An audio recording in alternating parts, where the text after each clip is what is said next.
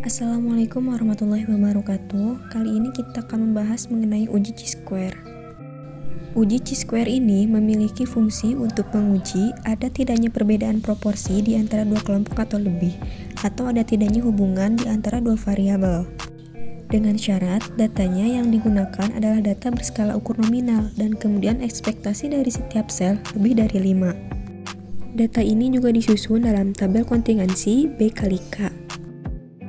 Statistik uji untuk uji chi-square dihitung dengan rumus chi-square sama dengan sigma I sama dengan 1 sampai dengan B kali sigma I sama dengan 1 sampai dengan K dengan OIJ dikurangi EIJ kuadrat dibagi EIJ, di mana OIJ itu adalah frekuensi setiap sel hasil observasi dan EIJ adalah frekuensi setiap sel yang diharapkan.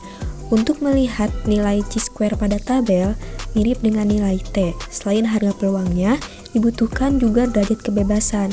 Nah, derajat kebebasan untuk chi-square adalah B-1 dan juga K-1, di mana B adalah banyaknya baris dan K adalah banyaknya kolom. Kriteria uji chi-square ini HO ditolak jika chi-square hitung lebih dari chi-square tabel, atau p-value-nya itu kurang dari alfa. Nilai chi-square tabel diperoleh dari tabel distribusi chi-square. Nah, di sini ada salah satu contoh kasus di mana Prof. D ini melakukan sebuah penelitian untuk mengetahui pengaruh dari les privat terhadap tingkat kelulusan ujian siswa.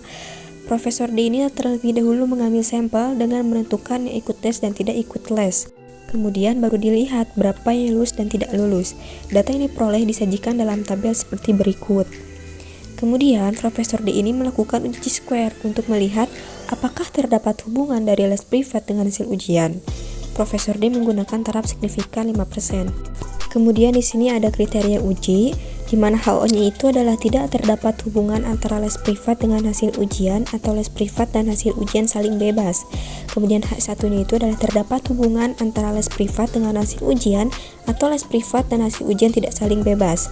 Nah, HO-nya itu akan ditolak jika nilai p-value-nya itu kurang dari atau sama dengan tingkat signifikansi yang dipakai.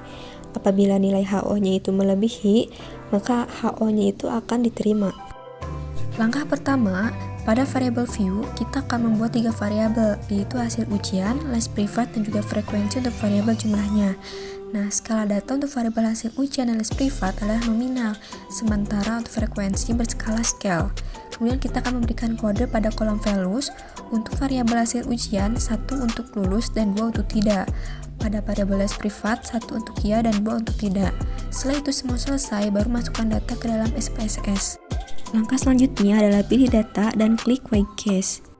Setelah itu, tandai white case by, lalu pindahkan frek ke frekuensi variabel, lalu klik OK. Langkah selanjutnya adalah pilih Analyze, Descriptive Statistic, lalu klik Rows Types.